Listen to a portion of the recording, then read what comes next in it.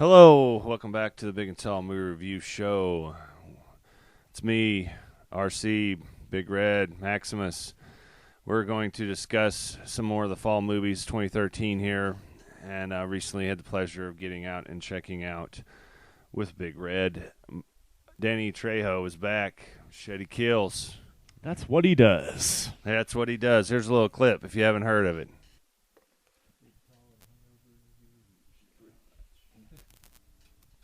Of course, Mr. President.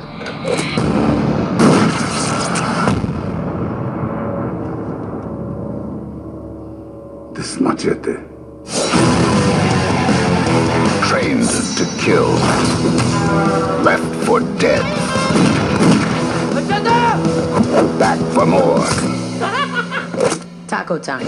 Danny Trejo, Michelle Rodriguez, Sofia Vergara, Amber Heard, Lady Gaga, Antonio Banderas, Cuba Gooding Jr., Jessica Alba, with Demian Bashir and Mel Gibson as Foz, and introducing Carlos Estevez. I'm the President of the United States, man.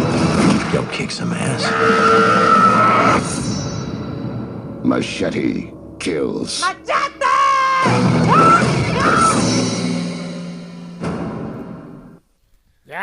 Yeah. Carlos Estevez, everybody. Yeah, ready to go karate kick somebody now. All righty. Me and Big Red went and saw this, and obviously you kind of know what you're getting into when you go see a film like Machete Kills. Robert Rodriguez has done this many times. This style, the retro 70s action film. Grindhouse style. And it's a lot of fun, and I enjoyed this one, but I kind of felt like...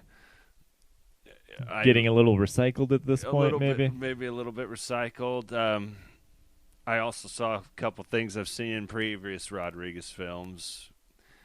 Kind of like, well, I've seen that before. And the penis gun, does it make an appearance in this one? Yeah, I've seen, I don't want to get into it too much, but kind of something that happened in, I believe it was Desperado 2, the one where Johnny Depp kind of hijacked the film. Yeah. Oh, Once Upon a Time in Mexico. Yeah. And stuff. So I saw there was a little bit of, and he directed that one, I think, too. Yeah, he did.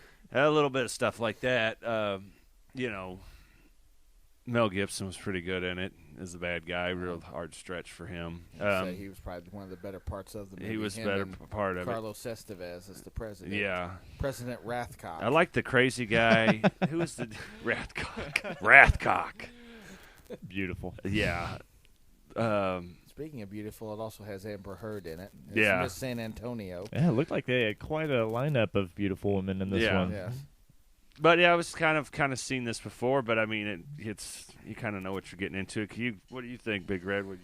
I think you probably enjoyed this a little more than me. Yeah, I gotta say, I heard a little rumor that you may have taken a little nap during the movie. I did. I had a little tussle with the cops before the movie. Yeah, and then a little.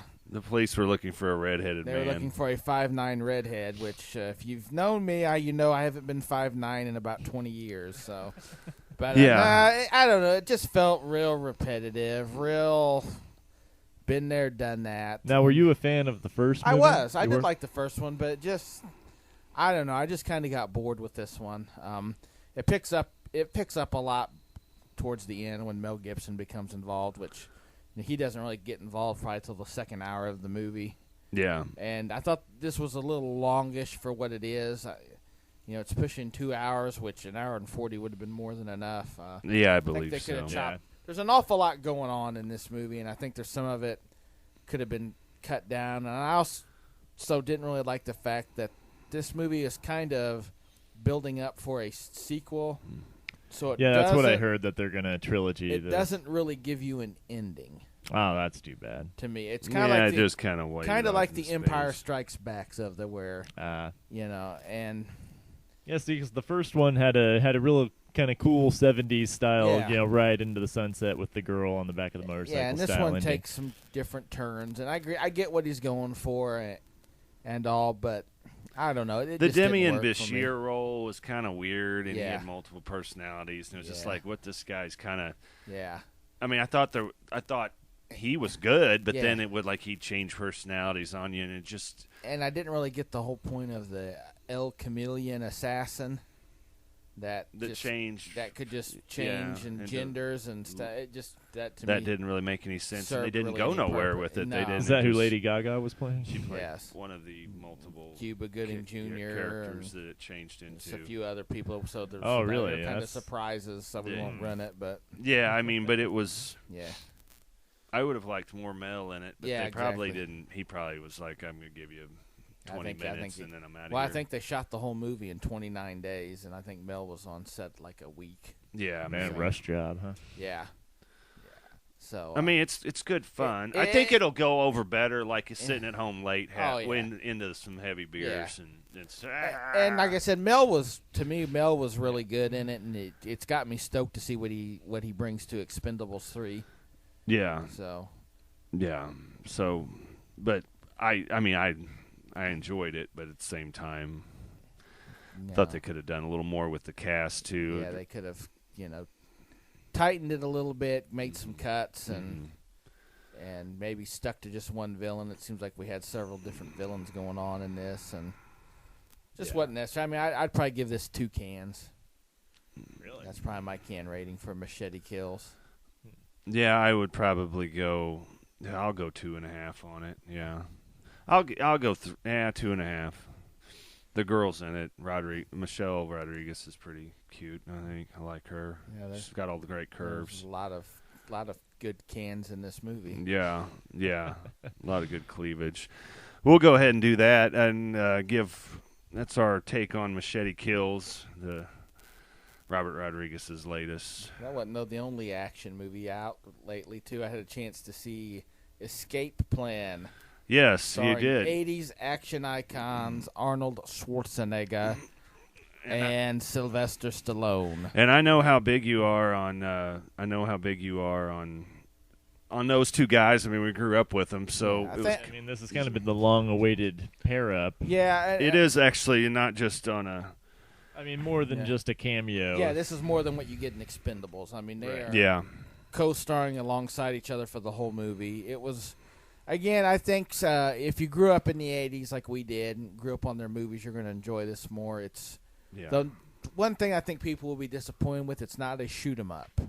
This one they use more of their brains because Stallone plays a guy who breaks out of prisons for a living so that people can see where the securities are. In fact, he wrote a book on the subject, and he ends up getting thrown in this government black site type prison that doesn't exist, so they can test its security. Of course, it turns out things aren't what they seem, and he's stuck there and buried there, and that's where he meets Schwarzenegger, and the two end up kind of working together to get out of this secret prison. Is it Jim Caviezel who's Jim Caviezel, the evil warden? Vinnie Jones, British thug, is like the head guard. Oh, Vinnie Jones. Yeah, I didn't know that. And big Vinnie Jones. So so it's a little bit different. It's kind of they're using their brains, kind of how to get it, how to manipulate people to get what they need.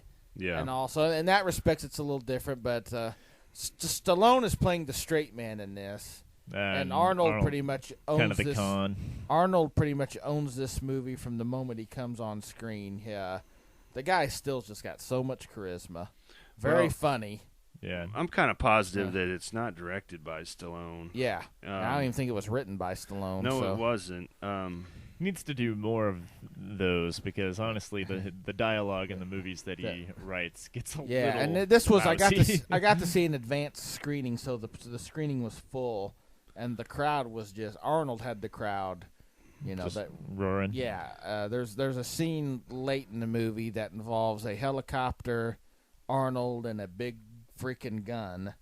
Well, there you go. And the director knows what he's got there and takes his time building that moment, and just the audience was in a frenzy for it when it happened. Just puts the pieces together correctly. The only thing I regret was we didn't get to hear "Get to the chopper." Yeah, now. I think everybody would have went nuts had he said that. But, this was directed by a Swedish director, Mikael Hafstroff, and I mean, so it's got a 116-minute film here. It seems like it's. I was very pleasantly surprised with this. Yeah, I mean, I'm noticing if you look at some of the websites, some of the. Like, for instance, Rotten Tomatoes, all the people that have seen it really, they're giving it a high It got 70%. Yeah, it but got then a cinema score of I think audience rating of B+. Yeah. Really? And Wow. Some of the critics that I normally read, that I like to read their reviews, have been, they understand the movie for what it is. Yeah. Yeah. Is this Gone with the Wind or something? No, but it's for what it is. It's enjoyable. Yeah. And I think that's one of the things, and it's always an interesting debate for me, is I think this is one of the movies where the R rating probably hurt it. It's not getting as wide an audiences as it could have been with that if you would have went PG-13. Would have worked great with the younger crowd as well. Frankly, that's what you're saying. Frankly, the violence isn't that much to where to get a PG-13, I think if they just would have trimmed the language to PG-13 territory, that they wouldn't have had to really impact the violence and because, like I said, it's not really a shoot 'em up type. I think this is one of those things where it would have done better at the box office if you would have been able to maybe cater to that 13 to 17-year-old demographic boys. Just an opinion. When it's just a matter of cutting out a couple of the F-bombs that get dropped. Yeah. Usually prison escape movies, too, have there's more dialogue and there's more intensity on trying to figure a way out and stuff like that. There definitely is with this. But, again, it's kind of struggling at the box office, and I would really, it's a fun movie. The story had some twists and turns I wasn't expecting. It did have one twist that I could see coming a miles away. But it's really, to me, it's a welcome back Arnold. That's the big thing with this. He's got several more movies coming down the pike. And frankly, it was nice to see him doing something that didn't have a number behind it from some of his old stuff. I'd like to see Arnold do some more kind of original. I would love to see an Expendables movie that's based on just his team. Yeah, because they've kind of always refers to his team. A spin-off of sorts. Kind of just with his team, maybe have Stallone and Statham maybe show up in a cameo, and then you can bring them all together for. This seems like something I would like to see, just because it's not anything else. It's different. It's different. Stallone and Schwarzenegger have great chemistry together. Yeah. You're going to get what you pay for with this. You know what you're getting. Well, hopefully it'll make some money at the box office, because I know both those guys.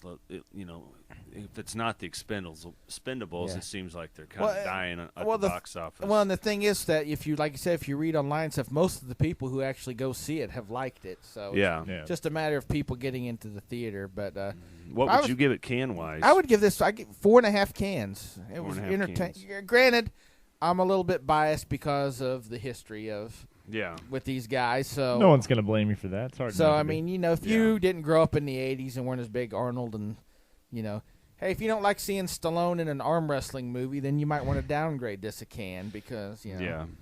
But I 4.5 for me. Yeah. Alrighty then. Well, that's Escape Plan and Machete. All your action needs right there, your Matt. Action needs right there. That's exactly.